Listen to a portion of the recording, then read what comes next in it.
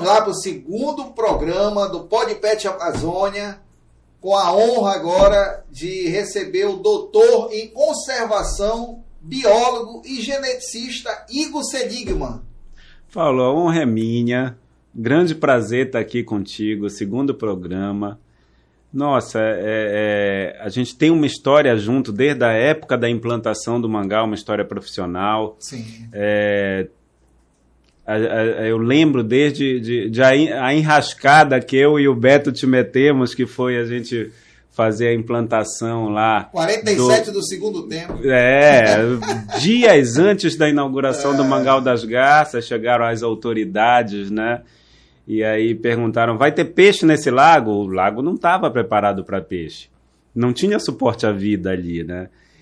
E aí eu lembro que o Beto pegou o telefone, não, sei quem é que vai resolver. E te ligou, e desde quando aí a gente trabalha junto, né? Tem projetos juntos, eu tô falando aí de 2004, né? 2004, sim. Desde 2004, sim. Época da implantação do Mangal das Garças, final de obra. O que eu posso dizer é o seguinte, Igor, que... Vamos brindar, né? Bom, vamos lá. O que eu posso dizer é o seguinte, que tem sido uma honra fazer esse tipo de formato de programa, né? Eu estava acostumado a fazer educação ambiental, um tempo que eu passei no Guild, muita coisa rolou, mas tem sido uma honra, cara, ter feito isso aqui. Tenho aprendido a cada programa, o formato, as coisas, como é que funcionam, mas trazer as pessoas que eu conheço, que eu trabalhei, que eu tive a honra de conhecer e de trabalhar, tem sido muito prazeroso para mim, cara. Tem sido muito bacana. E a troca de experiência está sendo legal. Porque eu acho que esse tipo de formato, ele leva para todo o público aí fora, além de pessoas, né, que tem um trabalho fantástico aqui no estado do Pará, dando visibilidade e também todo o conhecimento, né, que não pode morrer, né, não pode parar, não pode se estagnar. E tem que ser expandido, tem que ser mostrado para todo mundo. Né? Com certeza. É uma honra para mim ter você aqui, pode ter certeza. Olha, você está de parabéns. Eu vi a chamada do Richard, né? Apresentando o Podpet como um programa feito sobre a Amazônia na Amazônia, né? Sim. Acho que é o primeiro. Sim. Nesse feitio aqui em Belém. Você está de parabéns. E como é que começou essa história aí de biólogo, de conservação, de geneticista? Como é que essa história floriu na tua vida, Igor? Paulo, eu vejo isso como um caminho muito natural, sabe? Porque quem é biólogo já nasce biólogo. Eu lembro do Igor ali, criança, que já corria para o jardim, via um sapo, já botava no colo. Um sapo, não estou falando de cachorro, gato. Então, essa relação com a natureza, a relação com a fauna, já vem comigo desde que eu me entendo por gente. E é interessante que eu cresci, me tornei adulto, e às vezes amigos dos meus pais que às vezes se afastaram e não me viam há décadas e tal, voltavam a falar com eles e me viam e falavam, nossa, eu sabia que o teu filho ia mexer com isso. Eu lembro dele, como ele gostava dos bichos e tal, porque eu era assim, desde sempre. Cara, o que é engraçado, a brincadeira deu certo, né? Sim, deu certo. Se tornou um mega de um profissional. Eu já tive a honra de trabalhar com você, sei da sua competência, da sua humildade. Você é um cara que, quem trabalha sabe da pessoa que você é, da competência que você tem no que você faz. Eu agradeço as palavras. O mais interessante, Paulo, é que é como se nunca tivesse sido um trabalho para mim. Então você passa ali horas e horas trabalhando. Eu lembro no parque, por exemplo, quando eu trabalhava no Mangal ou nos outros projetos mesmo. Do Mangal das Garças, né? Durante 12 anos. Sim. Ou nos outros projetos mesmo que eu fiz. não parece que eu estou trabalhando. Para mim é uma grande diversão, é um prazer você acordar cedo para mexer com aquilo. Nossa, eu acordo às vezes no meio da noite com uma ideia quando eu estava no Mangal ou implantando também projeto em São Paulo e outro estado. Você acorda no meio da noite com uma ideia. Nossa, isso... E já quer que amanheça logo para botar no papel para ver se aquilo vai dar certo. Então, eu, como realização profissional, eu não poderia executar na minha vida um trabalho que fosse mais prazeroso para mim. Tá, eu soube que você teve um período na Alemanha. Eu queria que tu contasse um pouquinho essa história, né, da tua passagem pela Alemanha e o que fez tu ficar dentro do Brasil.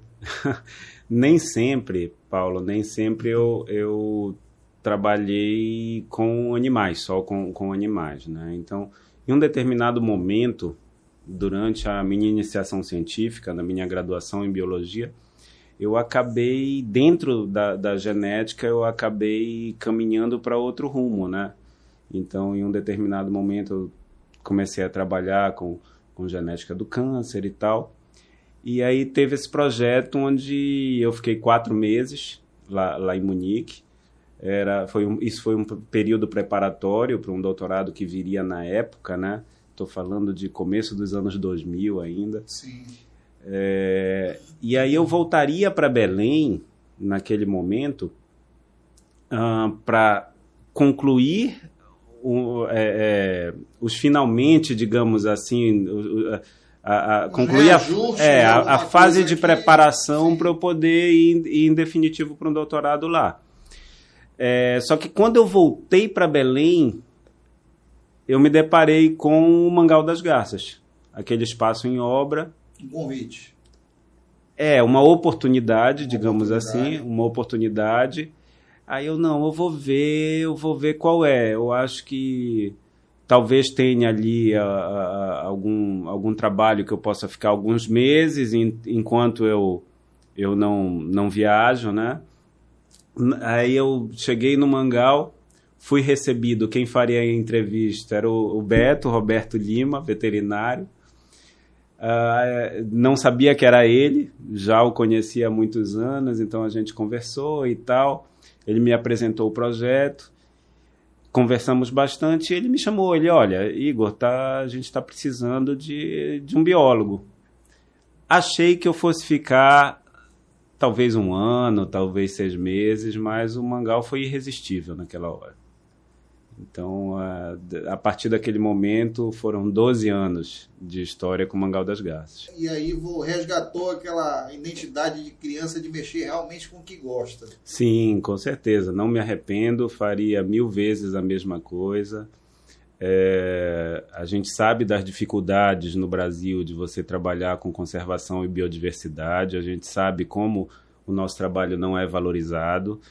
Mas eu não me vejo sendo outro profissional que não profissional que trabalhe com fauna, com educação ambiental, com zoológico, com museu. E olha, eu acho que nada é por acaso também que acontece na vida, né? Talvez se você não tivesse tido esse convite, essa oportunidade de estar no Mangal, você não teria deixado um trabalho tão belo e tão lindo que você fez no Mangal das Garças, inclusive com coisas históricas, como reprodução de animais que até mesmo no Brasil não tinha acontecido ainda, da metodologia que você implementou lá. E a gente vai ver algumas fotos disso aí. Vamos lá? Vamos lá. Eu queria dizer, Paulo, que foi toda uma equipe, né? A gente teve a oportunidade ali eram todos muito jovens, a equipe toda muito jovem, todo mundo muito motivado. E realmente a gente fez um pouquinho de conservação aqui no estado do Pará. Quando você fala em equipe, eu sei muito bem o que você está falando. Eu acho que quando você consegue montar um projeto e quando a corrente é do bem, tudo flui legal, cara. Tudo dá certo. Nada dá errado, entendeu? Isso aconteceu com alguns projetos nossos lá, né? A gente teve a oportunidade de desenvolver alguns projetos e foram cara, maravilhosos, deram resultados assim surpreendentes, entendeu? Vamos lá, vamos ver algumas fotos aqui. Vamos ver esse guará aqui, Igor. Esse foi um guará que chegou pra gente, era um guará criado em quintal. Caramba. Com sobra de comida. Ei. O animal chegou muito doente, a gente vê, até um leigo que olha, que não é da área, vê que é um guará que está muito mal, né? É apático, coloração inadequada. Sim, sim. Né? A gente vê ali no bico, por exemplo, o bico dele já desmineralizado, tem aquela mancha preta ali, já tentando pigmentar ali uma parte que está machucada do bico, inclusive. Animal totalmente desbotado, parece que passaram que boa nele, né? Desculpa não estar falando, usar um termo que não é... Mas o que é isso? Ele não está recebendo carotenoide na quantidade suficiente, né? Então, a alimentação na natureza desses animais, ela é rica em cantaxantina. Só aproveitando esse teu gancho, Igor, eu quero comunicar para o pessoal do canal que é importantíssimo que você não adquira um animal silvestre sem a legalidade, sem ser de um centro criatório legalizado, porque você não tem informação adequada do animal, e aí é um exemplo disso. Entendeu? E que muitas vezes, para esse animal não sucumbir, porque se com certeza ele continuasse na mão de uma pessoa indevida, sem orientação necessária, esse animal já estaria morto. E aí o papel fundamental de um zoológico ou de um fiel depositário, de recuperar o animal que até então não tinha nada de orientação, nada da parte veterinária ou de um projeto, né, de recuperação total dele. Vamos lá. Paulo, é uma imagem do Mangal das Garças. De um Flamengo realmente como ele tem que ser. Os Guarás. Isso. Flamengo, Guarás. Aí é uma imagem no Mangal das Garças com os Guarás iguais aos que a gente encontra na natureza, né? Aí a gente percebe que está fora do período de reprodução. Não tem nenhum com um bico escuro, né, mais pigmentado.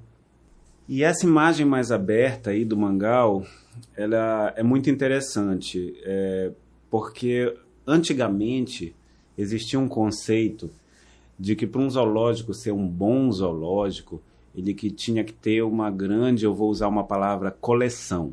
Tinha que ter uma grande coleção de espécies, né? Espécies, quanto mais raras as espécies, mais variada a quantidade de espécies, melhor o zoológico. Hoje, esse conceito já caiu por terra. Então, os zoológicos mudaram, evoluíram. O importante hoje são os papéis que essa instituição ela desempenha diante da sociedade.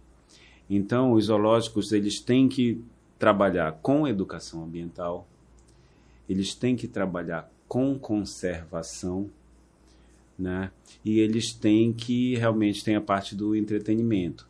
Então, são espaços que eles se especializam em alguns grupos, hoje em dia.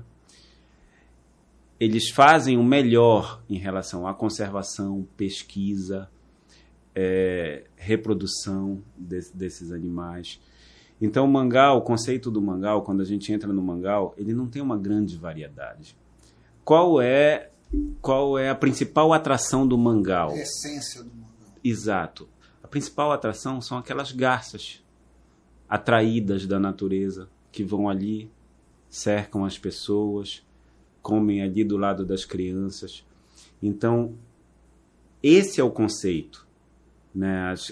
O Mangal das Garças ele tem no paisagismo dele vários ambientes amazônicos ali, várias regiões amazônicas, né? Então a gente tem o lago que representa a costa da Amazônia, a gente tem o borboletário José Márcio Aires, que representa ali as matas inundáveis da Amazônia. A gente tem uma parte, eu não sei como está lá hoje, mas uma parte de gramado grande no meio do Mangal, que são as savanas amazônicas, né? As pastagens que a gente tem sim aqui na Amazônia. Então, o Mangal tem um pouco de tudo isso, com esses animais que passam tem esse elemento de que você está no meio da natureza, dentro da cidade grande. Dentro dos zoológicos no Brasil, é um novo conceito de zoológico, fauna livre, sem muito grade, sem muita animal preso? Os zoológicos eles foram evoluindo ao longo das décadas, né? Os zoológicos modernos eles surgiram na Europa. Na Inglaterra, por exemplo, a gente tinha aqueles animais que vinham das colônias e ficavam atrás das grades e tal, como atração. Mas antes disso, mesmo antes de receber os visitantes, eles eram espaços para manter aquela coleção para ser estudada. Então tinha ali uma finalidade científica, né? Os zoológicos foram espaços para a ciência antes mesmo da visitação pública. Então, esses animais iam para lá para serem estudados. E esse foi o primeiro conceito, que a gente tem notícia no Brasil, assim, por exemplo, os zoológicos em atividade ainda mais antigos do Brasil são o Museu Emílio Guild, aqui em Belém, e o Rio Zoo, lá no Rio de Janeiro, né? Esses são os mais antigos em atividade. A gente vê ainda grade nesses zoológicos mais antigos. Sim. E tal. Mas já estão sendo implementados. Exatamente. Várias áreas com esse conceito, né? Exatamente. De fauna livre e tudo. Ao longo das décadas aqui no Brasil foram aparecendo outros zoológicos e a gente consegue, a partir da arquitetura, a partir do desenho, do projeto de cada zoológico, a gente consegue estimar mais ou menos quando ele foi fundado, por incrível que pareça. Então, tem muitos zoológicos ali da primeira metade do século XX, os zoológicos dos anos 70 ali, que a gente olha para os recintos e a gente sabe mais ou menos de quando é o período. Eles se assemelham. E a gente consegue notar uma evolução, né? A gente consegue notar quando passa já da grade para tela alambrado, né? Recintos mais altos, recinto com ambientação dentro. A gente vai notando a evolução desses espaços. O Mangal ele inaugurou em 2005. Como Mangal, você já vê outros zoológicos que foram ou reformados na mesma época, ou criaram a mesma metodologia, né? ou são mais ou menos da mesma época, e a gente vê que já são mais modernos, já usam fosso, já usam vidro, já usam cerca elétrica. De quem foi a ideia ou a idealização de um espaço com animais de fauna livre no Mangal? O Mangal, a ideia foi dos arquitetos que fizeram o Mangal, né? Sim. Que idealizaram o Mangal dessa forma, e foi trazido de São Paulo um veterinário, o Atílio Giovanardi, né? Que ele é muito bom em cenografia, em ambientação. E ele deu muitas dicas, né, na época da implantação do Mangal. O Mangal ele não teria muitos animais. O primeiro projeto do Mangal ele seria mais ou menos o que a gente tinha no Parque Residência, que era Casa do Governador, aqui em Belém, né, que tinha algumas araras expostas lá, não tem mais, né? O Mangal teria também um viveiro com passeriformes, né? No lugar do borboletário. Eu não peguei esse período, eu vi um pouco depois, eu vi no final da obra. Sim. Aí depois foi com a contribuição do Atílio, de outros arquitetos, foi feito um segundo viveiro, né? O Mangal começou a crescer. Já quando a gente entrou, foi crescendo ainda mais em quantidade de animais. com a entrada do Beto, do Roberto Lima, minha entrada. Então a gente já foi colocando mais animais no lago. O Atílio queria muitos animais em semi-liberdade, como ele dizia, né? Então a gente buscou marrecas, guarás, né?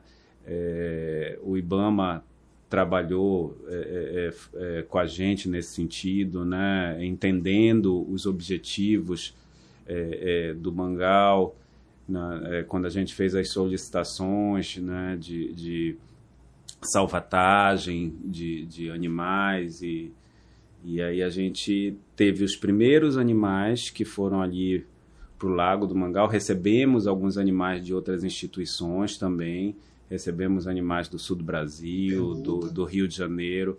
A princípio nós recebemos de centros de triagem, do Sudeste. Recebemos de doação de outras instituições também esses primeiros animais. E teve também uma salvatagem também, 2 momentos de salvatagem de filhote que cai do ninho e tal. Foi um projeto feito pelo Atílio, que foi autorizado, e a gente recebeu os primeiros guarás, as primeiras marrecas, os primeiros pássaros que foram para dentro do viveiro, e foi aí que tudo começou.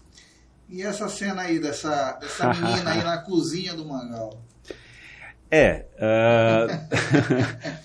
Querendo roubar alguma coisa. Isso, para nossa surpresa, o Mangal ele foi se desenvolvendo, a gente trabalhando com atração, e a gente tinha uma proporção de 3 grupos, né, que viviam no Mangal.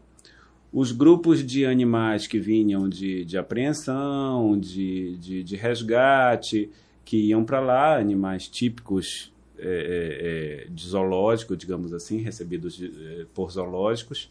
A gente tinha um segundo grupo, que era o grupo que nascia já no Mangal, mas que era condicionado, como marrecas que nasceram lá, que eram condicionadas, que podiam voar e, se quisessem, iriam embora, mas que reproduziam muito bem no Mangal, e no final das tardes a gente tinha aquele sobrevoo das marrecas e elas continuavam lá, etc. De vez em quando, algum vizinho do parque ia levar uma caixa de marrequinhas ou de ovos com a mãe que botou no quintal, né, ali do lado e tal. Não sei nem se poderia falar isso, mas acontecia, né? Mas acontecia, né?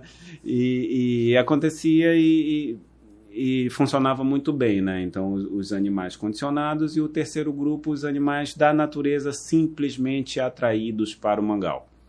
Então, o que mostrou a foto anterior que a gente viu... E o sucesso num projeto desse, ele consiste no seguinte visão, né? É que se o animal volta para o local, é porque ele está bem. Isso. Né? Senão ele não voltaria mais. E essa foto mostra muito o sucesso que a gente teve com a atração. Sim. Então, chegou num determinado momento que a gente tinha 250, 300 garças de diferentes espécies. Eu estou falando da garcinha, da garça branca grande, lá no Mangal, entrando inclusive na cozinha para roubar peixe. Para quem nunca veio para o Pará e nunca visitou o Mangal das Garças, isso é um momento único. Quando você pega os tratadores do Mangal e vai alimentar as garças, e você vê toda aquela revoada de garça para se alimentar, cara, é uma das cenas top que você pode dizer de um zoológico, né? Que é o grande conceito do Mangal. Sim, bacana. E essa arte aí? O que essa foto, ela exemplifica o grande trabalho que o Mangal sempre desenvolveu de organizar as coisas.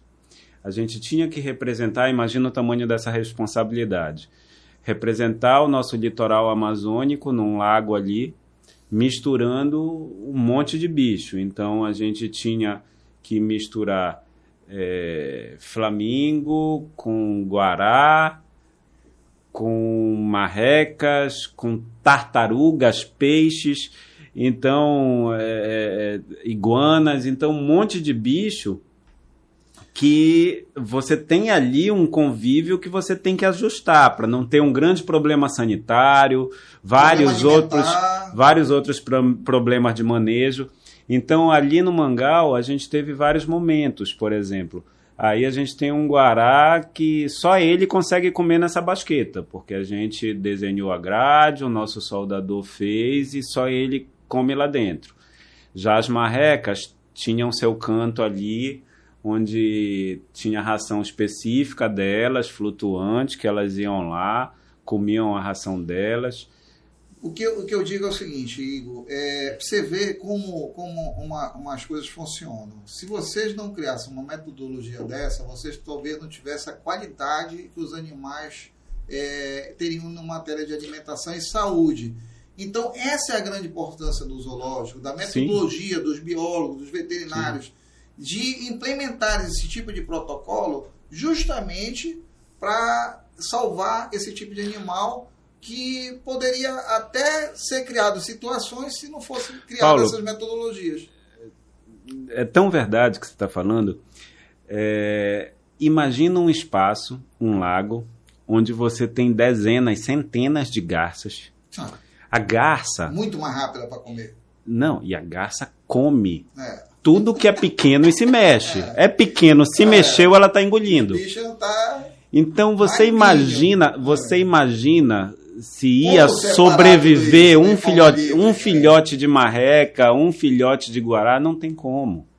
Então a gente tinha realmente que recolher todos os ovos. Protocolos Exatamente. para que isso funcionasse de uma maneira decente e compatível a cada animal. A gente tinha que aprender, desenvolver tecnologia, aprender a criar guará, colhereiro, de qualquer jeito.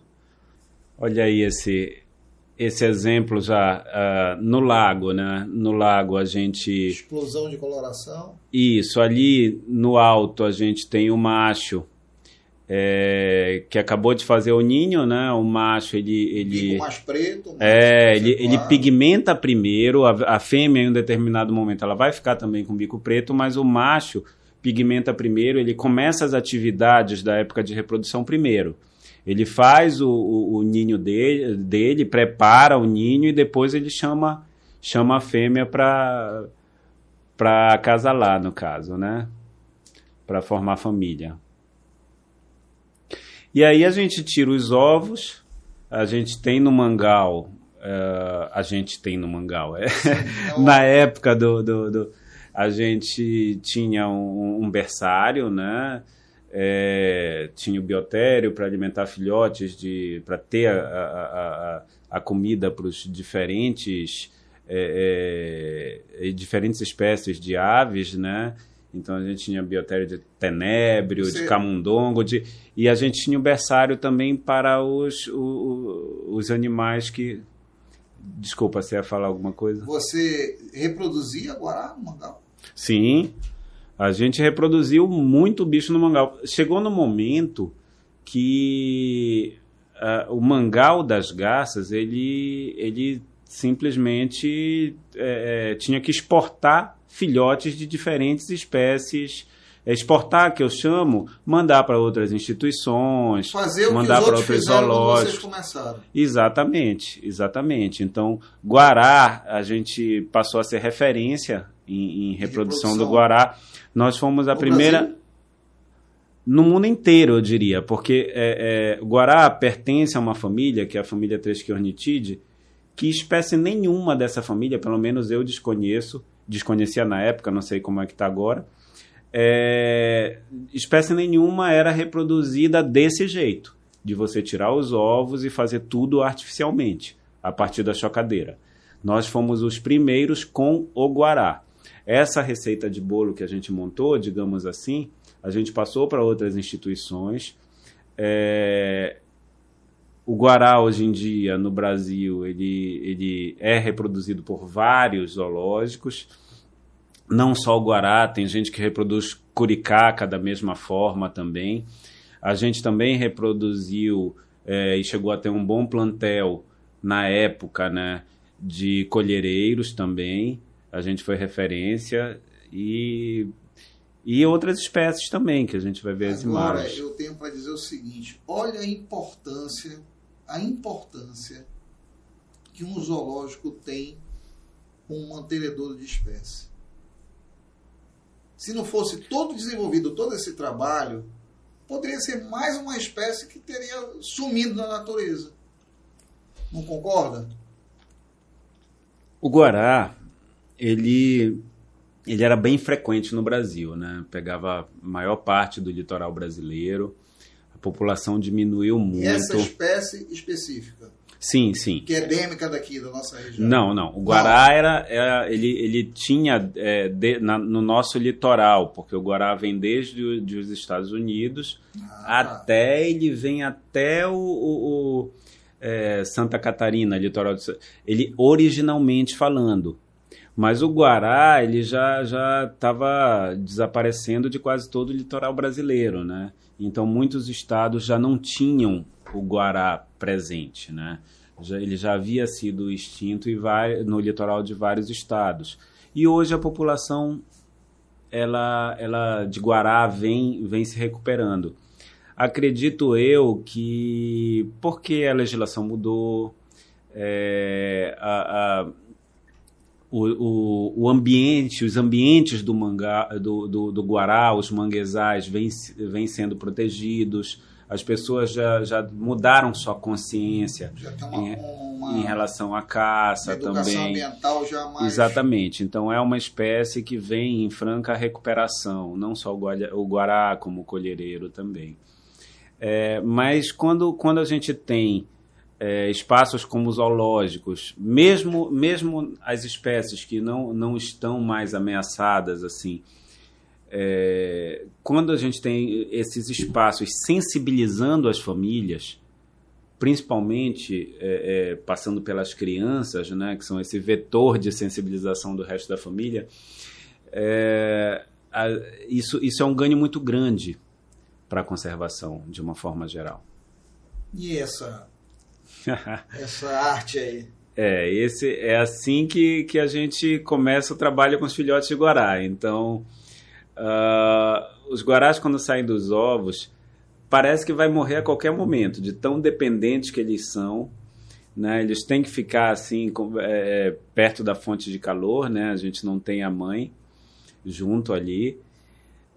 Mas é um bicho incrível, um bicho que tem uma razão de crescimento, de ganho de peso, é rápido. Por isso que o Mangal é tão interessante, porque a gente tem esse grupo de guarás do lado de fora, na beira do lago, né? De fauna livre, não? Não. Eles têm um controle de voo. Tá. Eles têm um controle de voo.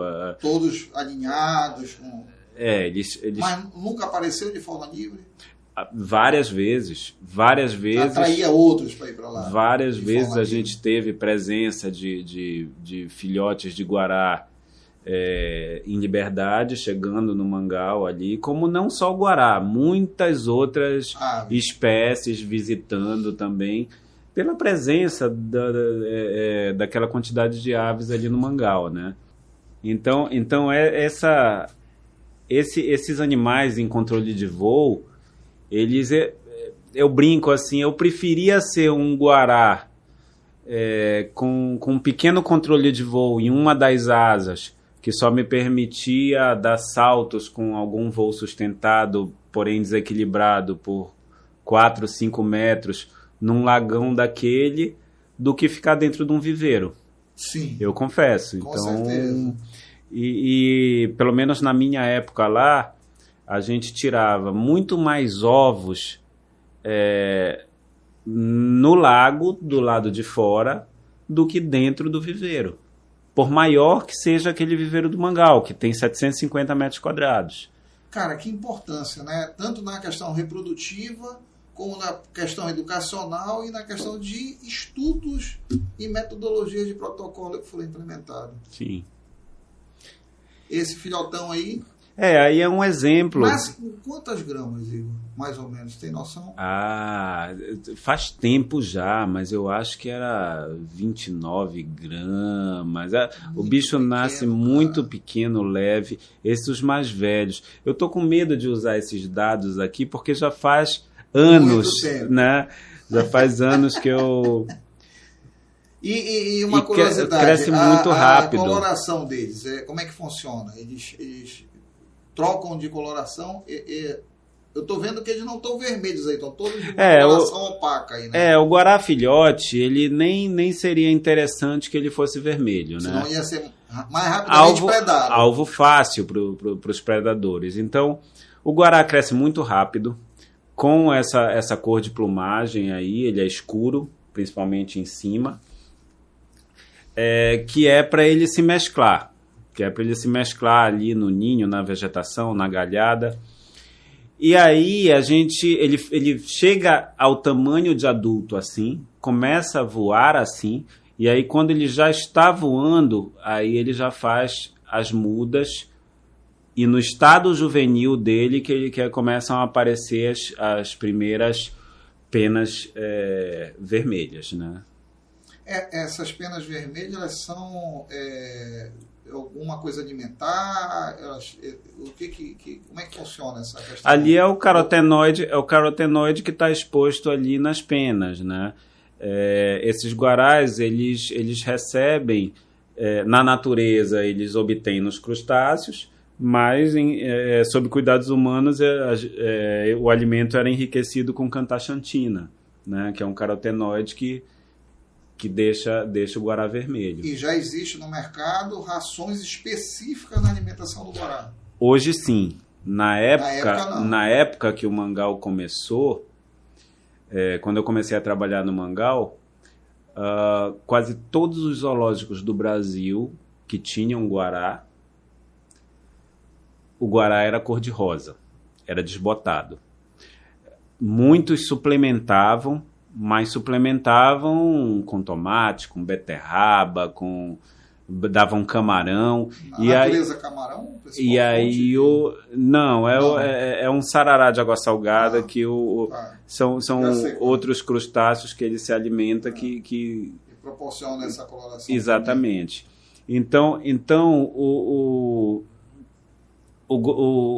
guará, ele eu estava falando da cantaxantina, né? Sim.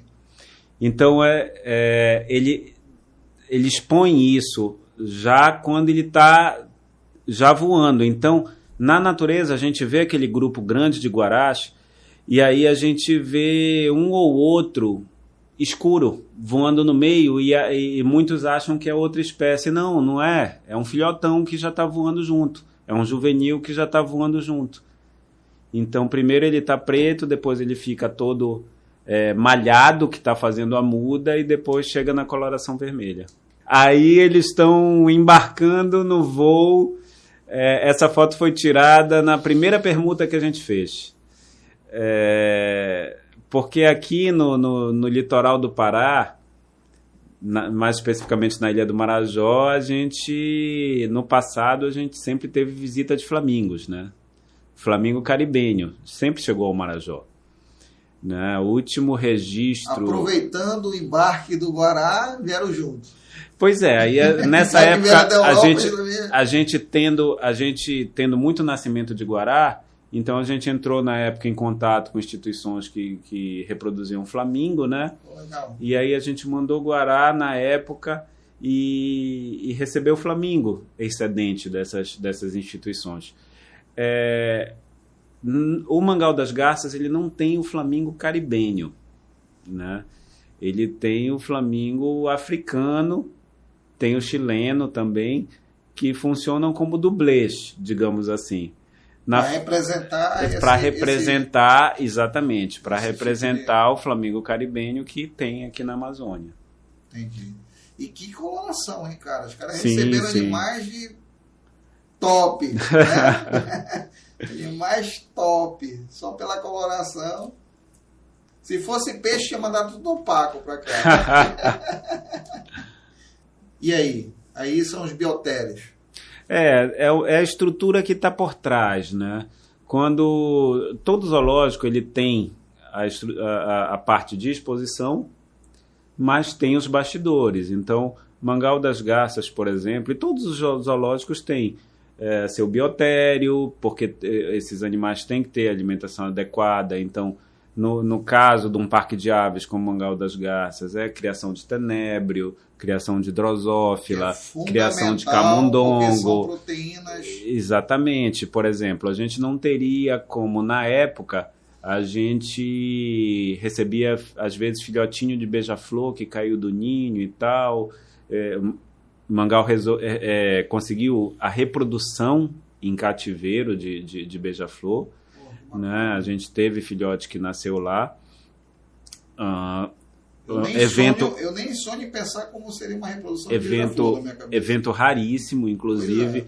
Agora, a gente sabia na época que aconteceria, né? A gente sabia porque aquele borboletário lá do Mangal das Garças é um hotel 5 estrelas, né? Sim, cara. Então, em um determinado momento, realmente aconteceria como aconteceu. Mas para você manter um filhote desse, um filhote de beija-flor, por exemplo, no momento que chega, um filhote que chegou pelo Corpo dos Bombeiros ou pelo Batalhão de Polícia Ambiental, que caiu na casa de alguém, chamaram o órgão ambiental e aí eles entregam para um parque de aves, por exemplo. Um filhote desses, ele tem que receber alimentação com néctar artificial e drosófila o dia inteiro. Drosófila é a mosquinha de fruta, né? Sim. E tem espécie que de 15 em 15 minutos você administra a mosca. Aí, ó. Outros de meia hora você administra a mosca. Eu vou te pedir um minuto para homenagear toda essa galera que está por trás dos bastidores, são os tratadores, as pessoas que fazem o outro lado da moeda, que fazem isso acontecer também, cara. Porque a gente sabe que trabalho não falta numa situação dessa e que é preciso você ter pessoas empenhadas para que por trás de todo esse estudo, toda essa metodologia, essas pessoas são fundamentais, porque se ela não existisse, nada disso ia acontecer. Tá? Vários tratadores, inclusive, do Mangal, depois se tornaram biólogos. Pois é, que legal. Se apaixonaram pela profissão. Que legal, realmente cara. Levavam muito jeito. A gente tem tratador hoje que é coordenador de empresa ligada à gestão ambiental, ligada à gestão de conservação. A gente tem tratador hoje em dia que é biólogo técnico responsável em outros zoológicos. Mas só fazendo uma pontuação, Igor, tudo isso deve ter acontecido também pela gestão.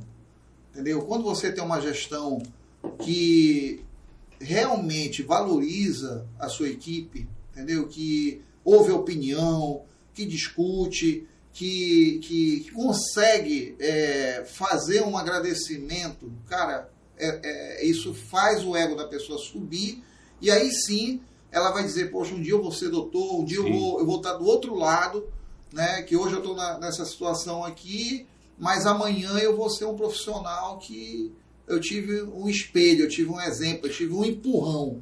E eu tenho certeza que você sempre foi um cara desse, cara. Sempre você colocou todo mundo para cima quando trabalhar com você, entendeu? Eu agradeço as palavras. Agora, eu nunca fui a um congresso sozinho, por exemplo, um congresso de zoológico. Sempre foi a equipe. Legal. Então, cara, quando eu ia, a gente levava a equipe do setor extra. É claro que não dava para levar todo mundo, mas normalmente a gente sorteava. Quem foi num ano não ia no outro. Quando a gente tinha stand, eles apresentavam. Bacana. Aí a gente, aí é o nosso berçário. Berçários. Então esse Filho de marreco, de guará não. Guará é puleiro. Não, tem de guará aí também. Numa idade intermediária entre a criadeira e o viveiro de setores.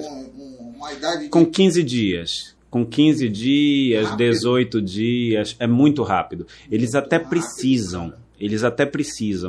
A gente vê na natureza, o guarazinho parece um macaco. Ele se refugiu no final da tarde no mangue, né? Para dormir, para passar para o dia seguinte. O guarazinho tá ali. Ele tá ali no manguezal, ele tá ali no alto, no pé de mangue, no ninho, né? E aí quando ele chega lá nos 15 dias, 20 dias de vida, ele começa a andar em cima ali daquela árvore e a capacidade dele de escalar é incrível. Então tem que ter puleiro para ele. Tem que ser incentivado desde juvenil. Sim,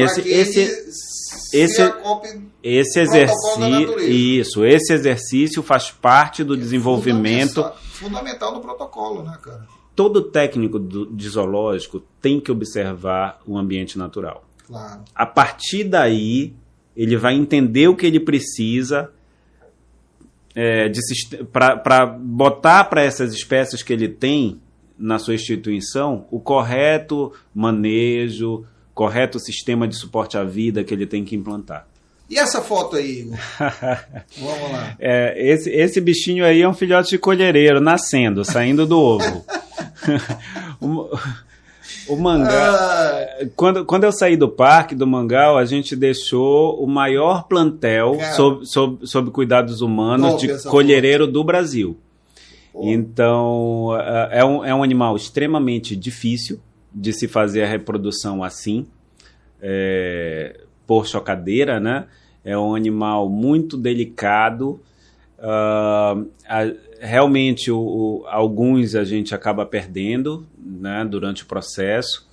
Então, chegou num determinado momento que a gente fez um cálculo e percebeu que a gente deixa ele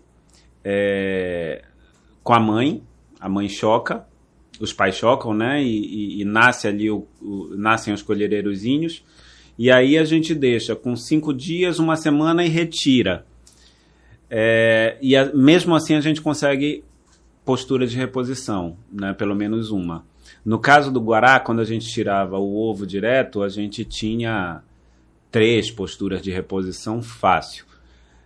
Para a gente conseguir o máximo de filhotes. O Mangal, na época que eu saí de lá, a gente tinha mais de 20 colhereiros, 27, se eu não me engano, 26 colhereiros. Que são animais difíceis, né? Era o maior plantel de colhereiros sob cuidados humanos do Brasil. Essa aqui é uma outra situação.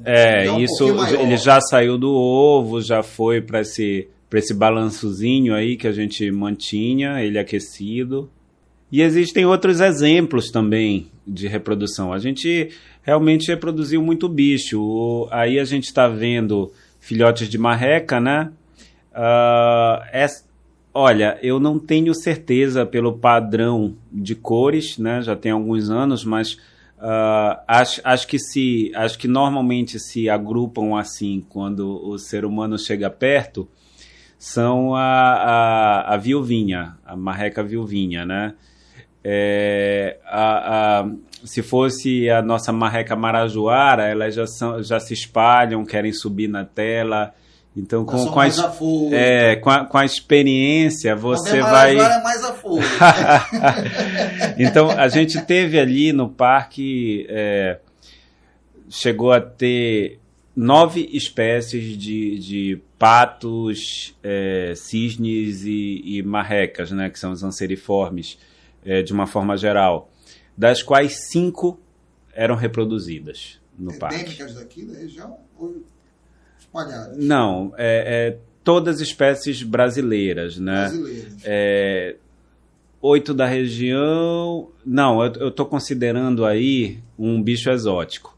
A gente também chegou a reproduzir no parque o cisne negro, sim, animal da Oceania, sim, mas que depois da primeira reprodução, a gente entendeu que o cisne era um risco na época para os flamingos, né? Você não mistura cisne de espécie nenhuma, com exceção do nosso cisne capororoca, né?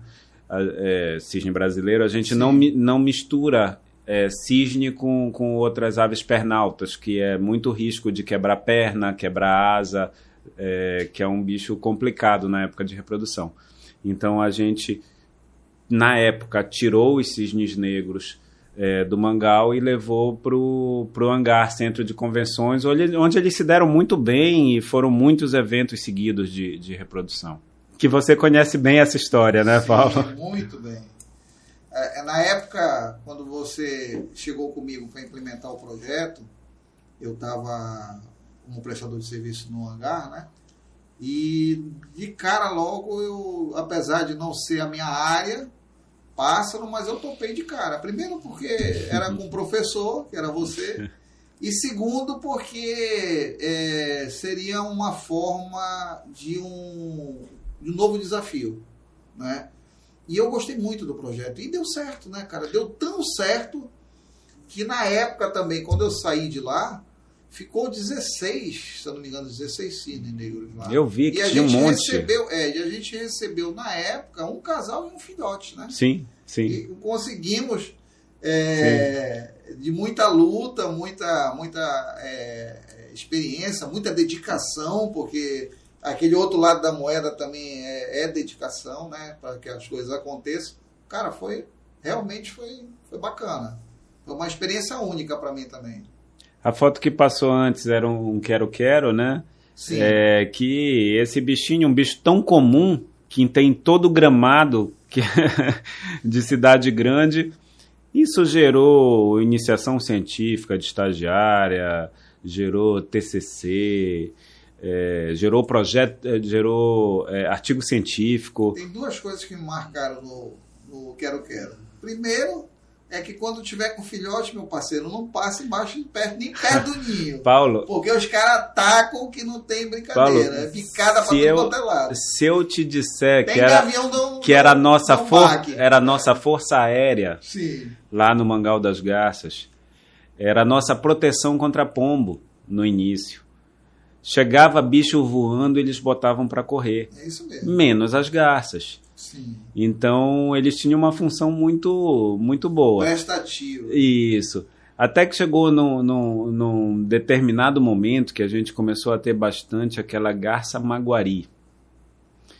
E essa não era afugentada pelos quero-queros. Ela ia lá e pegava o filhote. Caramba. E aí, o que a gente fez? Mesmo eles tendo uma estratégia muito boa, né?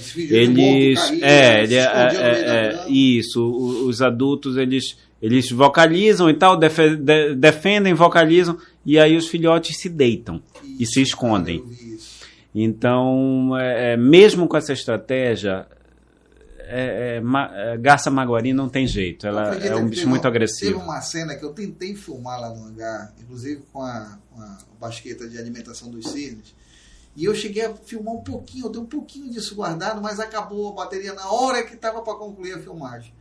Um socoboi veio da natureza, ele fazia isso constantemente toda tarde, de final de tarde no hangar.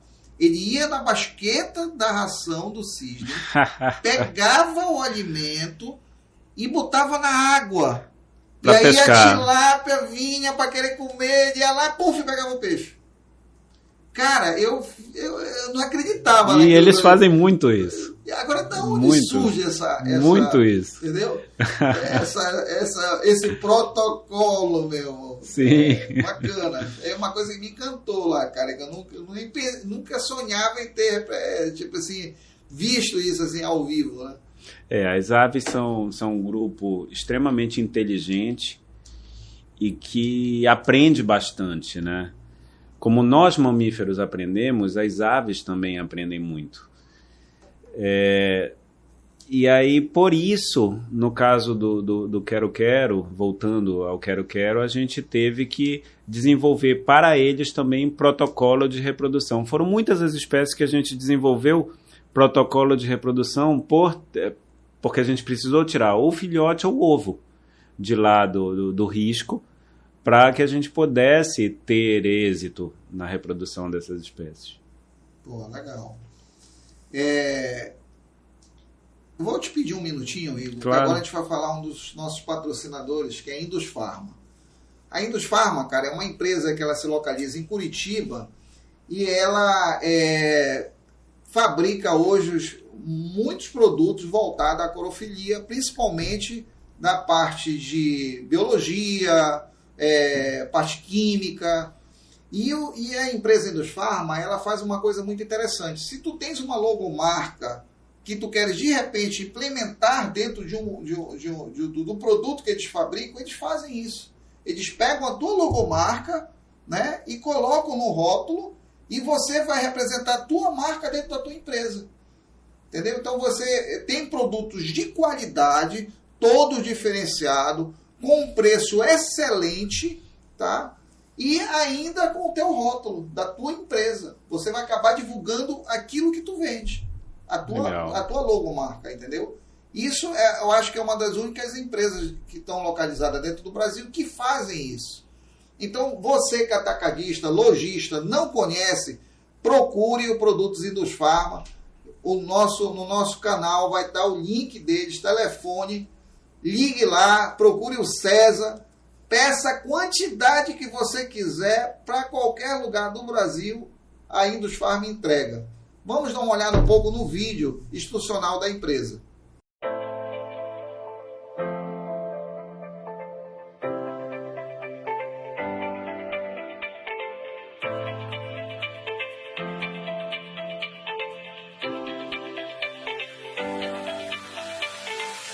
No mercado há mais de 10 anos, a Indusfarma se desenvolve a partir de pesquisas químicas alemãs, oferecendo ao consumidor produtos de alta tecnologia e preço justo, sendo uma das primeiras indústrias químicas do ramo de aquariofilia no Brasil.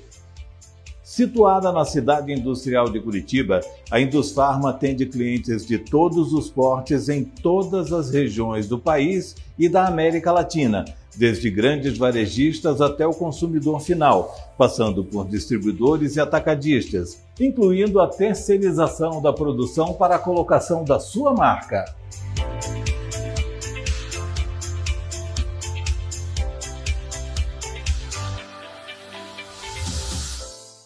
Nosso setor de pesquisas desenvolve novos produtos e nichos de mercado, desenvolvendo pesquisas na área de biotecnologia e testes de qualidade da água para aquários, lagos e tanques, onde você aplica o produto e, através destes testes, comprova sua eficácia. Entre outras atividades, falamos da assistência à carcinicultura e à piscicultura, em franco desenvolvimento no Brasil, produzindo aceleradores biológicos para controle de parâmetros de qualidade. Para a aquariofilia, nossa linha compreende condicionadores, sendo algicidas, anti-amônia, aceleradores biológicos, fungicidas, buffers e clareadores, entre outros. Nossa linha ainda tem mídias filtrantes e biológicas, como purificadores da água de seu aquário e fertilizantes e substratos férteis para o desenvolvimento de plantas aquáticas. Produzimos também complexos vitamínicos e imunológicos de altíssima qualidade e garantia, atuando como prevenção da saúde de seu pet.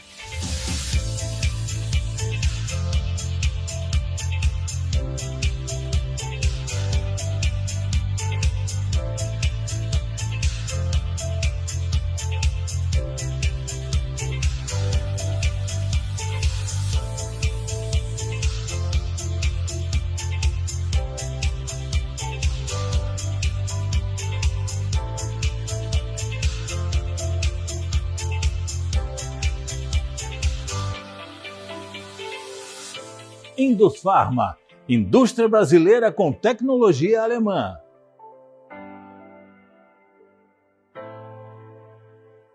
E essa foto, Igor?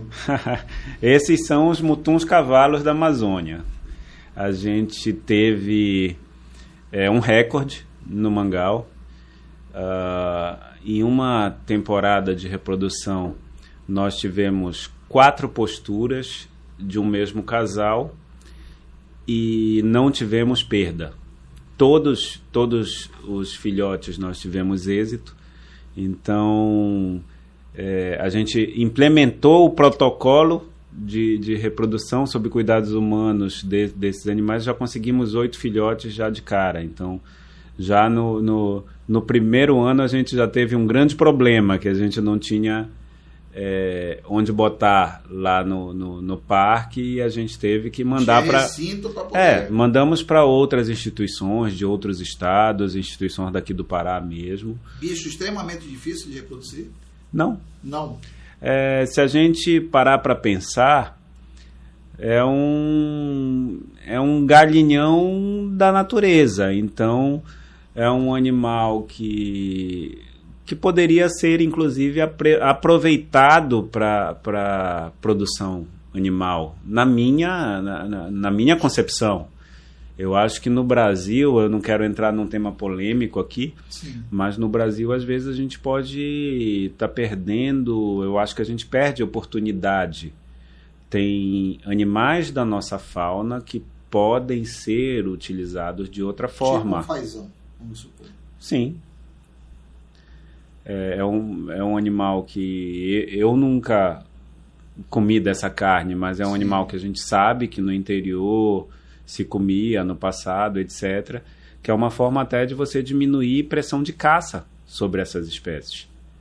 Né? Se um dia tivesse um criador autorizado, por exemplo, fica aí a dica para os nossos legisladores, os nossos órgãos ambientais, que quem sabe um dia, né, a gente não possa ter criação de certas espécies, se fazer mais uma lista de criadouros comerciais, né, para produção de carne mesmo, porque tem potencial para isso. Sim. Várias espécies têm.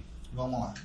Aí é o nosso socozinho, né? A gente esse é o socozinho, esse é o menorzinho. Esse é o dito cujo que vai pegar a ração lá do sino para pegar peixe.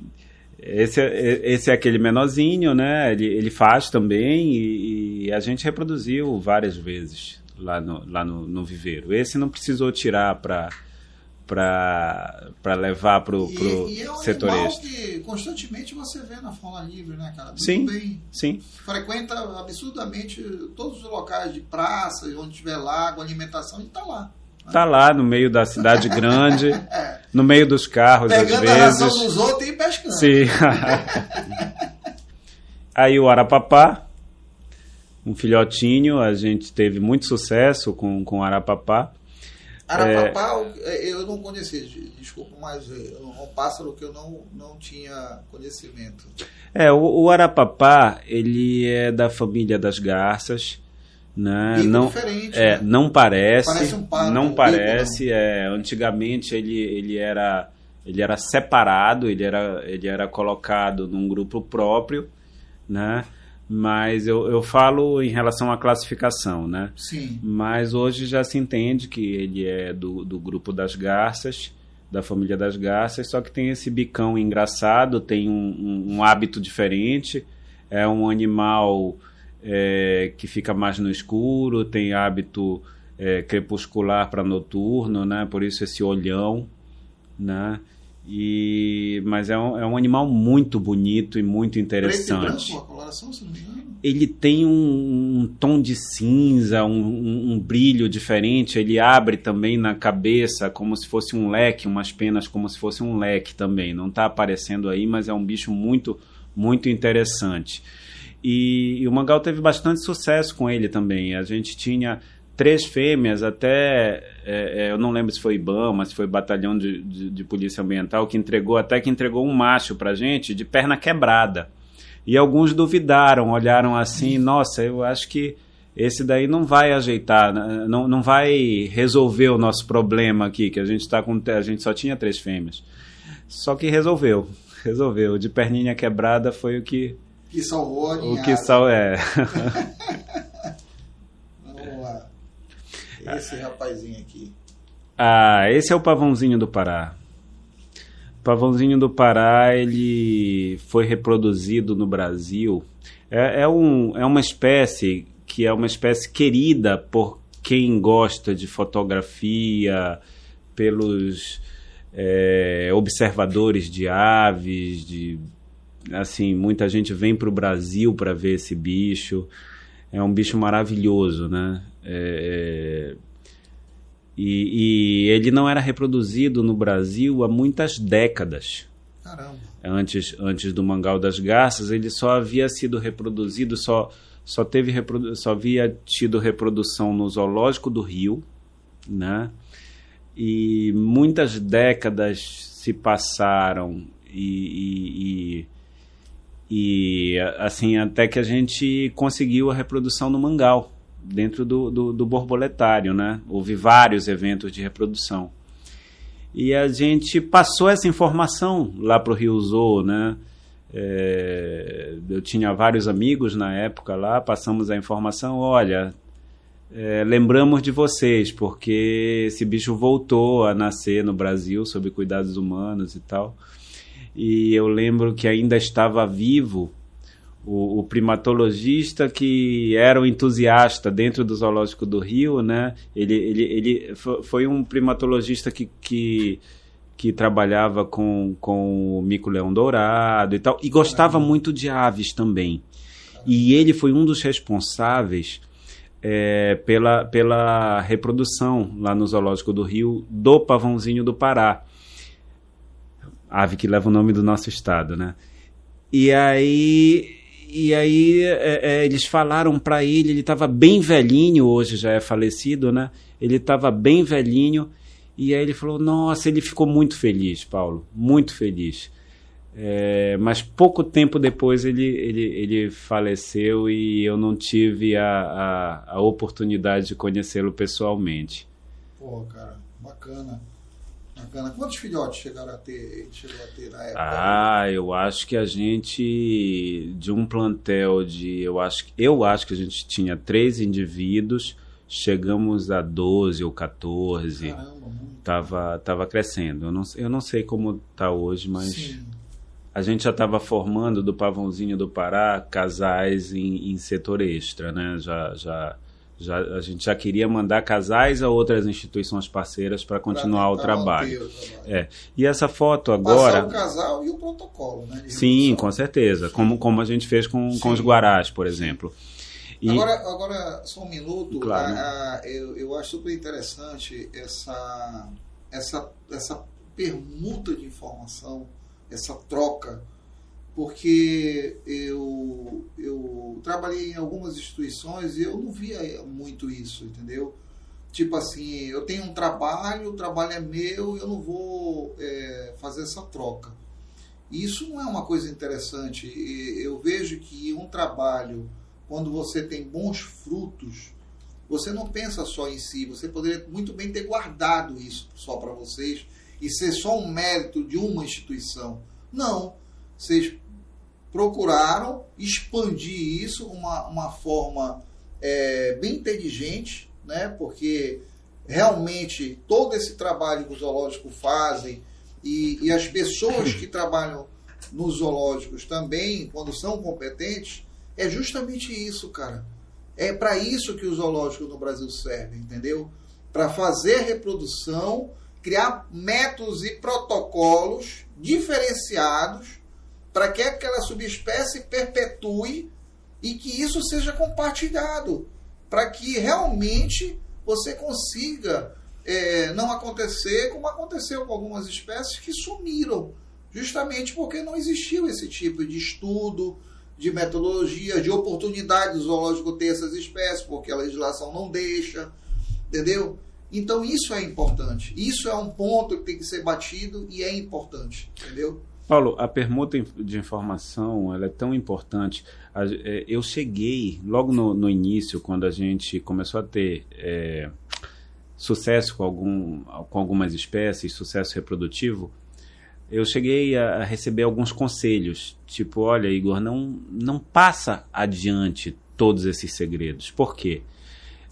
Porque você passa a ser descartável depois.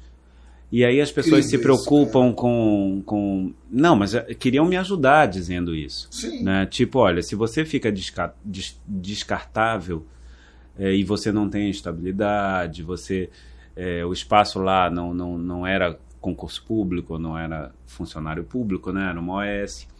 Então, só que quando a gente começou a fazer realmente as permutas, não só dos animais, como das informações, e começou a interagir, viajar, reunir, trocar informações, a gente começou a receber muito mais informações também. E aí você melhora muito como profissional, todos melhoram como profissionais. E aí você chega num nível de qualidade muito maior, né? Então não interessa se você vai sair um dia de uma determinada instituição. Interessa o profissional que você se tornou e o que você realizou. Olha, e isso ninguém tira de você. De tudo que a gente conversou até agora, nem eu te deixava ir para a Alemanha mais. Eu ia embargar esse voo na hora. Eu ia mandar cancelar, parceiro. Tu não ia mais de jeito e qualidade. Tu tinha que ficar aqui mesmo e fazer tudo isso que a gente está vendo aí, entendeu? Isso foi uma determinação, cara. Isso estava escrito, entendeu? Eu acho que jamais o Mangal chegaria no nível que chegou se não tivesse uma pessoa tão competente como você foi, que eu sei que você é, porque eu trabalhei com você.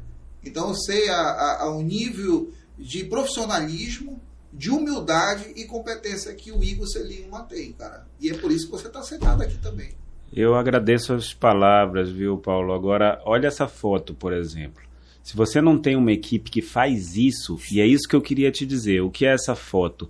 Cada ninho tinha uma rede de proteção embaixo. Não tão longe e não tão perto que atrapalhasse a reprodução. Mas então, se caso um filhote caísse, ele estaria cada protegido. ovo e cada filhote para a gente era importante. Não podia perder nada. Bacana. Como se fosse uma pessoa realmente. Bacana.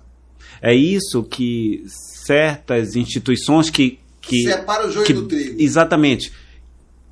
Certas instituições que demonizam os zoológicos não imaginam o trabalho que é feito dentro de alguns zoológicos. O Mangal o que eu trabalhava era um parque de aves apenas. Um zoológico pequenino, perto de grandes instituições no Brasil. Imagina a complexidade, o esforço de zoológicos maiores que a gente tem no Brasil, que a gente sabe que tem um grande resultado em relação à conservação. Imagina o que tem por trás dessas instituições, que são apedrejadas por esse movimento anti-zoológico de noite. E essa é a grande injustiça.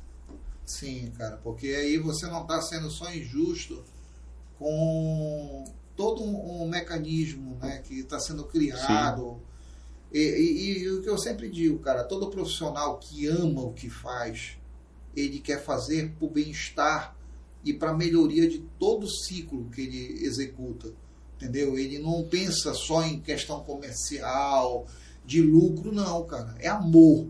Quando você sente amor pelo que você faz, entendeu? Você não mede esforços, tira até do bolso às vezes, entendeu? Porque você realmente quer fazer bem feito. Sim. Né? Então isso é o fundamental, cara. Quando você realmente é um profissional, entendeu?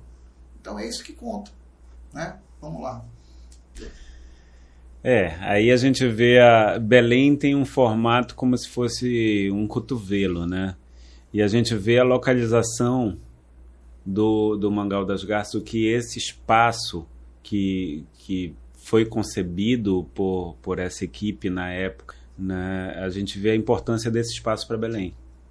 Então a gente tem Belém, essa cidade mais populosa da Amazônia, né? Com esse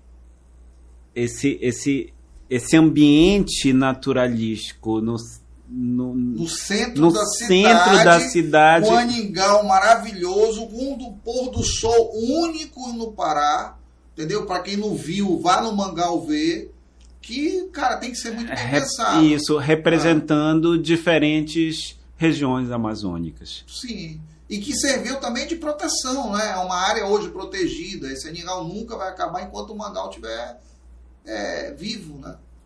Sim, e no momento que o Mangal ele foi idealizado, nessa área a gente tinha ali um capinzal que era roçado anualmente, né? Era uma área que era limpa, eram 2 campos de futebol e o resto era roçado e tal.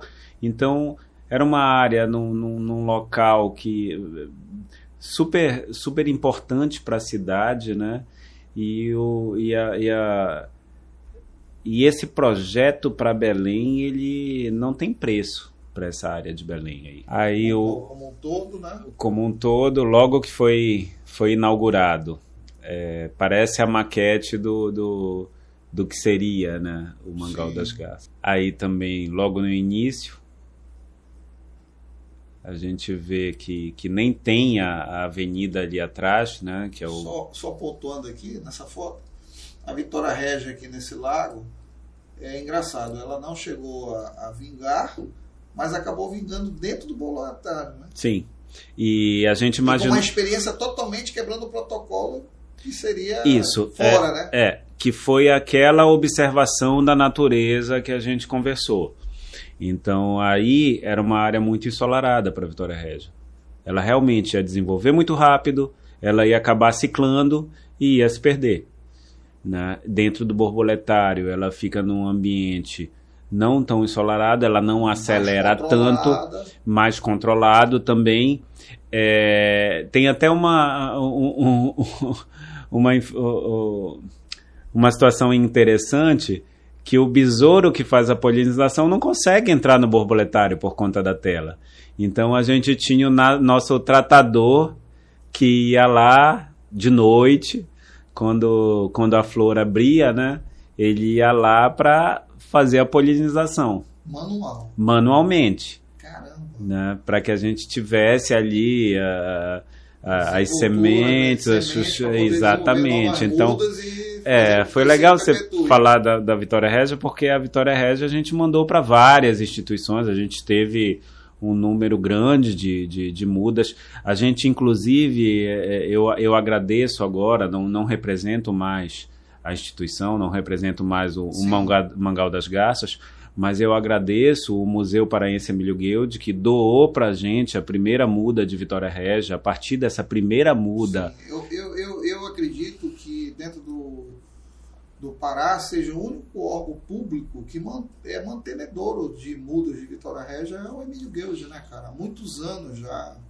Eu passei 13 anos no museu e sempre vi essas mudas vingarem lá. O lago ali das Vitórias Régias, sempre bem mantido, belíssimo. Então, agradeço a doutora Vera Bastos, que lá atrás doou... Bastos, vou trazer você aqui, velho.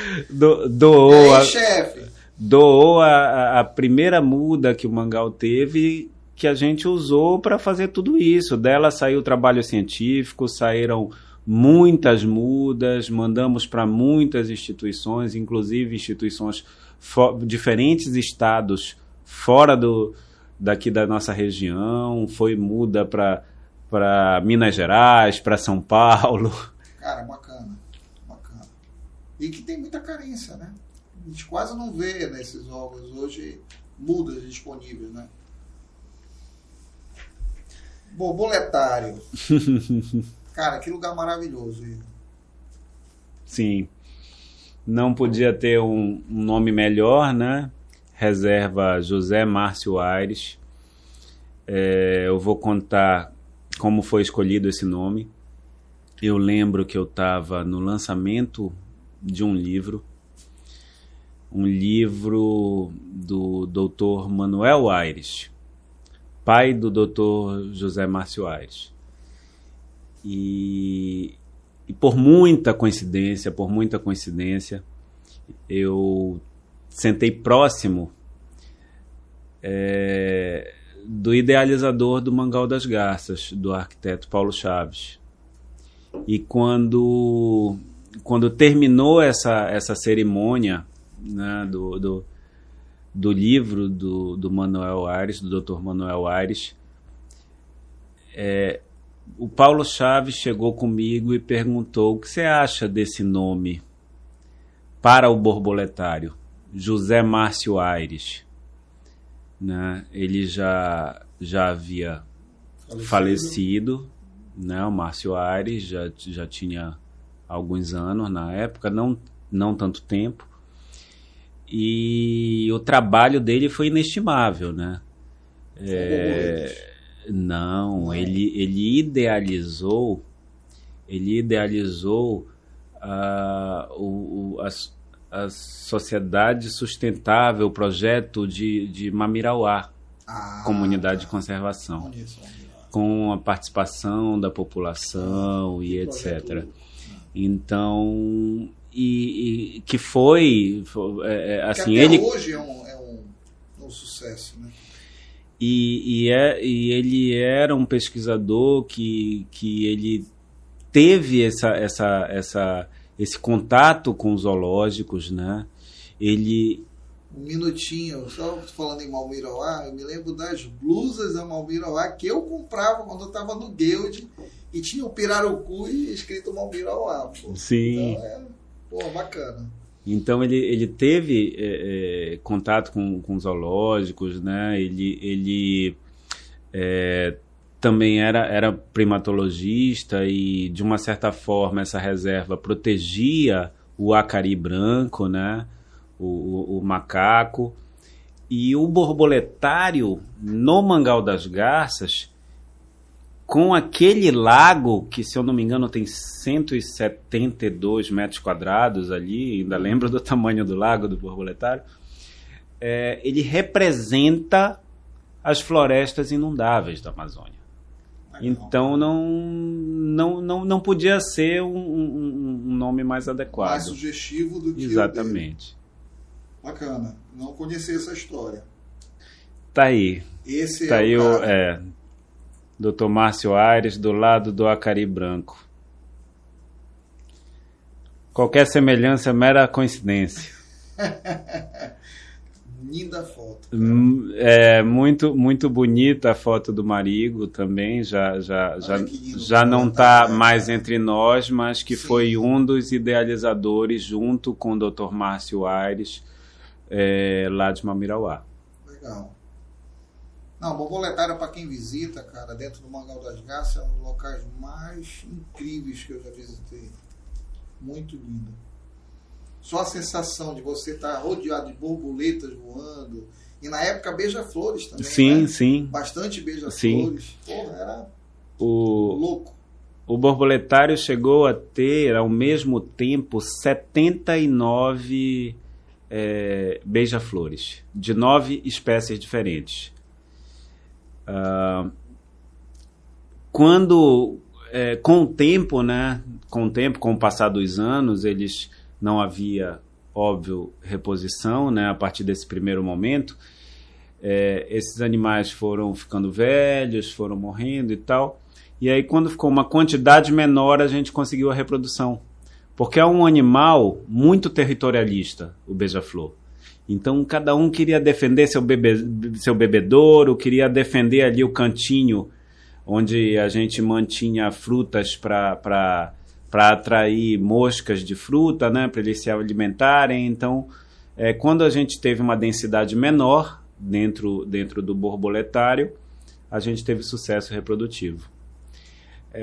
Aí a gente, soltando as borboletas, a gente tinha uma reprodução lá no parque de 6.000 borboletas por mês. Caramba, cara. A gente está falando de cerca de 200 borboletas dia. Por que tudo isso? Porque a gente está falando de um borboletário gigantesco, um dos maiores borboletários do mundo. E se tu botar 10 borboletas, ninguém vai exatamente. ver nada. Quando a gente fala de um metro quadrado, de um viveiro ali de mais de 10 metros de altura, né, 12 metros ou 14, não lembro agora, no ponto mais alto, desse tamanho, a gente não pode botar pouco, não. Quantas espécies de borboleta tinha mais ou menos dentro do borboletário, Igor? A gente tinha 2 grupos ali de espécies. Então, a gente tinha 5 espécies permanentes o ano todo de borboletas. Como a gente está vendo aí, uma delas, que é a Júlia, né? Uma borboleta de maracujá. E a gente tinha um projeto lá na Colônia Penal Agrícola de Americano, né? Onde a gente tinha também um jardim de atração. E aí, em algumas épocas do ano... Jardim de atração, para quem não conhece, só especificando, seria um jardim onde você tem plantas que você atrai para que a borboleta... Isso. Deixe... A gente tinha as plantas para a borboleta se alimentar do néctar, as adultas, e tinha aquelas plantas que serviam de alimento para lagartas.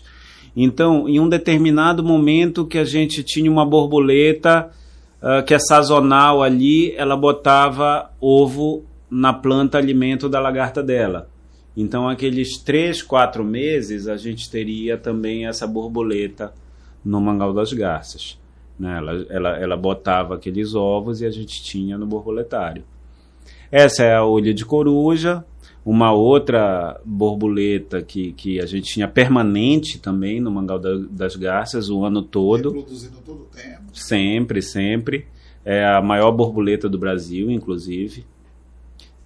Aí elas cruzavam dentro do borboletário, né, da estufa, porque o borboletário, o mangal das garças, ele tem a segunda geração de borboletários que a gente tem no Brasil, né? A primeira geração eram aqueles borboletários que tinham a estufa à disposição, que é o borboletário propriamente dito, e lá dentro você tinha as mudas das plantas que as lagartas se alimentam, né?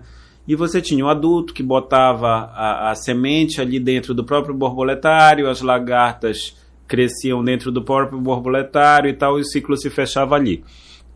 Quando a gente tem um borboletário grande, como o do mangal das garças, a gente não pode fazer assim.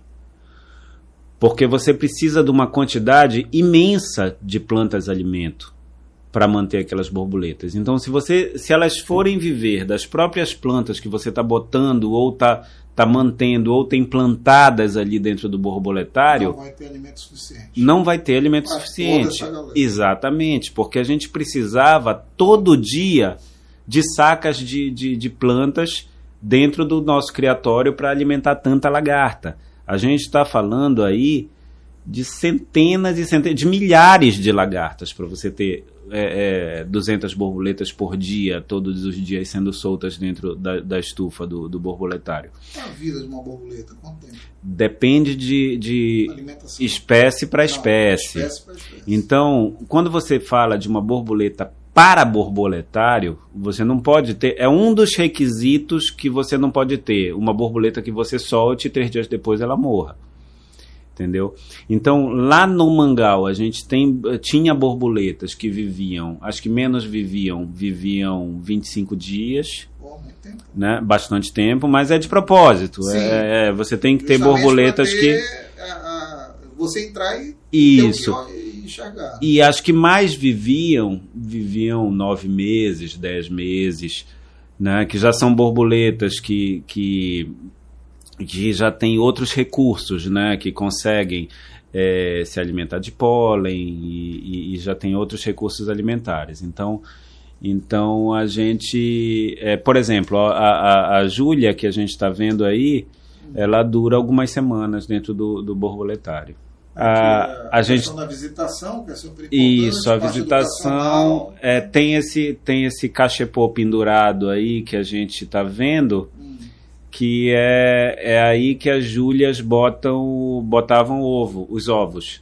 Então ela era uma borboleta, a lagarta dela se alimenta de maracujá, só que ela não bota os ovos na folha do maracujá, ela bota na gavinha do maracujá. Porque na folha, se ela botar um ovo ali na folha, vem uma lagarta que já está crescendo, da mesma espécie, né, que já está crescendo, vai comendo a folha e pronto, foi o ovo junto.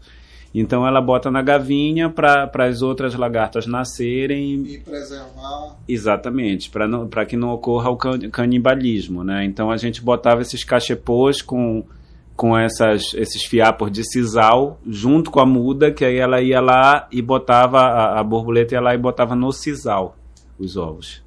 E aí ficava camuflado lá praticamente. Ficava protegido das irmãs, digamos assim, das parentes. Aí também é uma borboleta muito comum aqui em Belém, que a gente vê essas borboletas amarelinhas que voam perto dos pés de acácia. Aquela que dá sempre no Tinga, que é uma borboleta gigante azul, cara, mas um azul que ela quase virou símbolo do Tinga, né? Aquela é a morfo. É uma borboleta que a gente chegou a tentar, mas eu vou te falar, Paulo, não dá para criar em borboletário. Ela bate 3... Você deve estar falando da Morpho menelaus, né? É a mais metálica, aquela que quando a gente olha, é uma morfo que ela está sempre voando de um lugar para outro. Ela está sempre atravessando a estrada, Sim, ela está sempre se locomovendo. ela não sempre se locomovendo. E, se eu não me engano, ela é azul em cima e preta embaixo. Né? Isso. Em um borboletário, ela dá 3 batidas de asa, por maior que seja o borboletário, como o do Mangal, por exemplo, ela dá 3 batidas de asa, já atravessou o borboletário, já está dando de encontro com a tela. Já não dá, né? Então a reprodução dela não é realmente a espaço que vocês a experiência que a gente teve é que não é viável. Ela fica se batendo na tela. Nós tentamos logo no começo e percebemos que não era um animal a ser exposto em borboletário. Porque para borboletário, o animal a borboleta tem que respeitar vários quesitos, exatamente. A alimentação ser fácil de ser produzida, tem que ser um animal grande, vistoso, que dure bastante, que não passe essa impressão de ficar batendo na tela. Então tem vários requisitos. Beija-flores, falamos já um pouco. Né? Sim, o interessante é que a gente também desenhou esse modelo de bebedouro, né? Ele é artesanal, deu muito certo no Mangal das Garças. Ele é tipo uma pepeta. Exatamente. Ele é um tubo de vidro que foi feito uma argola em cima, um tubinho de um lado. E primeiro a gente botava uma esponja amarela nesse bico para que eles entendessem que ali era como se fosse uma flor. E depois que eles passavam a se alimentar, a gente retirava essa esponja e já se acostumavam. Já. Só um atrativo para o começo na história. Aí, como o filhotinho sendo alimentado, a gente tem o néctar artificial dentro dessa pipeta aí. Só que tá escura a ponta ali. Tá escura a ponta ali. É porque, junto com o néctar artificial, deve ter umas 25, 30 moscas de fruta ali, drosófilas. Que era junto. Para dar uma proteína para ele poder segurar. Precisa de muita mosca por dia, um bichinho desse. Então, é um animal que se alimenta... Não se alimenta só de néctar, né? Se alimenta também de pequenos insetos. Exatamente. Então, no caso, a mãe ela vai caçar muito e vai dar para ele durante esse período. Como qualquer outro pássaro. Exatamente, para o filhote. Então, né, nessa idade aí, que a gente está vendo na foto, ele precisa de 45 em 45 minutos, mais ou menos, ser alimentado o dia todo. Eu fico imaginando o seguinte, o beija-flor já é pequeno, o filhote, então, uma cabeça de prego, né? Muito delicado. Agora, quando ele chega no momento em que ele precisa se alimentar sozinho, essa é a parte mais difícil do desenvolvimento dele, sob cuidados humanos. Porque você tem no máximo 2 dias para ensiná-lo. Caramba. Se você perder aquele ponto onde ele tem que ir na flor, onde ele tem que pegar as moscas, se você perder aquele ponto, acabou. O animal nunca mais... Ele vai ficar procurando as pessoas, sentando na maçaneta da porta, para entrar, para ser alimentado no bico, vindo no dedo da pessoa para ser alimentado no bico. Então você tem aquela janela ali de oportunidade de no máximo 2 dias onde você tem que ensiná-lo a se alimentar sozinho e caçar. Aí a importância de saber a metodologia de cada animal, né, cara? Para justamente montar um protocolo em cima dele. É um animal extremamente difícil, o beija-flor. Aqui... Aí é o trabalho dentro do borboletário. O que ele está fazendo aí é recolhendo as sementes da Vitória Régia. Para fazer novas mudas. O tratador, para novas mudas. Novas mudas. Espécie, né? Novas mudas. O processo aí da germinação é bem interessante. A gente usava... Tem vários protocolos, né? Mas a gente usava água destilada. Onde ocorria a germinação dessas mudas. Dessas sementes. Aí o trabalho dentro... A gente falou das mudas, né? Sim. O processo lá de alimentação. Isso, todos os dias essas lagartas tinham que ter suas caixas trocadas, com folhas novas, galhos novos, né? Para as lagartas se alimentarem, porque elas não podem se alimentar de folha ressecada, nada disso. E é assim que a gente tirava. De cada caixa se tirava uma quantidade de pulpa todos os dias para ir para os armários onde nasciam as borboletas para voltarem para o borboletário. Bem, eu quero dar uma paradinha, pedir um momento aqui para o Dr. Igor, para falar da Pizza Data. Pizza Data se localiza na cidade de Nova 8, em Ananindeua. Dentro do nosso canal vai estar o link e o telefone para você fazer o seu pedido dentro de Ananindeua. E para quem adora uma pizza, tem uma data marcada, datas especiais, se lembre logo, nome Data, Pizzaria Data, cidade de Nova 8. Uma das pizzas leves mais saborosas que eu já comi. Dentro do nosso vídeo institucional da pizzaria, você vai ver os sabores que a Pizzaria Data oferece para você.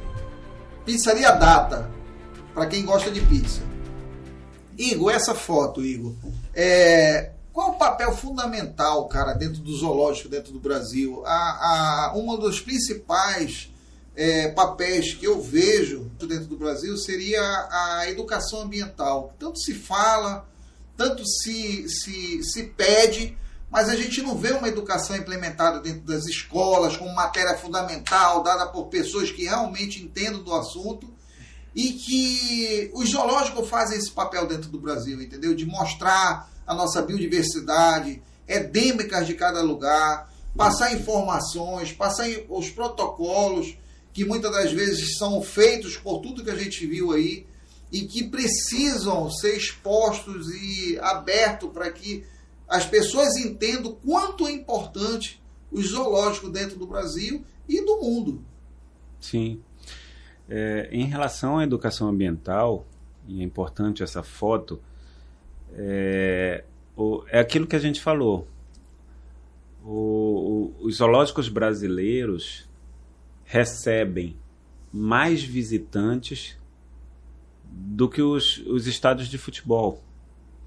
Então, o Mangal das Garças, por exemplo, quando eu trabalhei nele, eu senti muito isso. O borboletário do Mangal foi uma referência pelo porte, pela quantidade de bichos que tinham ali dentro. Um dos maiores do mundo, né? E então a gente começou a trocar informações. Em um determinado momento a gente começou a perceber que as pessoas precisam disso. As pessoas precisam desse contato com a natureza. As nossas crianças agora só vivem na cidade grande, só querem saber de celular, de videogame. Então essa foto daí, ela foi tirada no Rio de Janeiro. Esse é um borboletário temporário que foi instalado nos jardins do Palácio do Catete, lá no Museu da República. Foi um convênio com o Mangal das Garças na época. Esse borboletário temporário aí, nas semanas que ele funcionou, ele recebeu 70 mil crianças. Caramba. Isso numa época de carnaval, ou seja, uma época que não era a época mais indicada para você talvez ter uma visitação maior. E esse borboletário ficou em caráter definitivo, fez tanto sucesso que hoje ele continua lá na Fiocruz, né, lá no Rio, lá perto do castelo da Fiocruz, lá em Manguinhos. E ele está lá em caráter definitivo, funcionando até hoje, tantos anos depois. Igor, eu quero encerrar essa entrevista com uma frase que eu aprendi com o velho professor, que foi também seu professor. E se tiver errado, você me corrige. Se pequenas coisas pensares, pequenas coisas terás.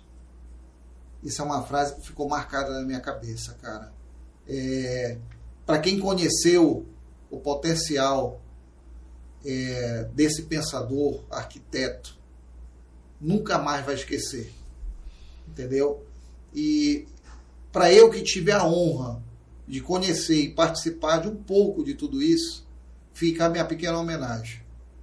E também te agradecer por você estar aqui nesse momento. Foi uma honra de receber aqui. Você não sabe quanto eu fico agradecido de você ter passado para todo mundo esse conhecimento, essa tua expertise de 13 anos de Mangal das Garças e dizer que o sonho não acabou, entendeu? Ele tem continuidade e cada vez mais ele vai estar implementado em todas as coisas que esse grande arquiteto fez dentro do estado do Pará e que deixou para gerações aí como exemplo e também como perpetuação de sonhos, né? Que quem chegou a conhecer, ele sempre gostava de a pessoa ser potencial no que fazia, nunca pensar negativo, sempre pensar para frente, sempre ter ideias novas.